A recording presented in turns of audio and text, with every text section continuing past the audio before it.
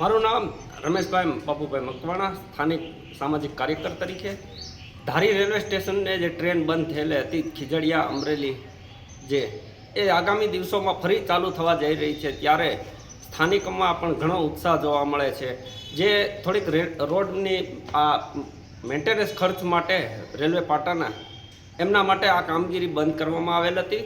ફરી આપણા ધારાસભ્યશ્રી અને સાંસદશ્રીના પ્રયત્નોથી આ રેલવે ફરી ચાલુ થવા જઈ રહી છે. ત્યારે ધારી ચલાળાથી અમરેલી અને વેરાવળ સોમનાથ જે પ્રવાસી જવા જઈ રહ્યા છે, ત્યારે એમને પણ આ આનંદનો લાભ મળશે ટ્રેનનો.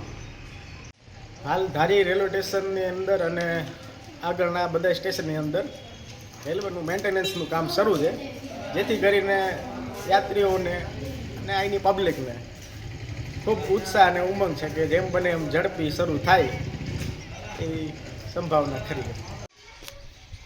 હાલો, હું ધારી રહું છું. ધારીની બાજુ સ્ટેશનની બાજુમાં જ મારું મકાન છે.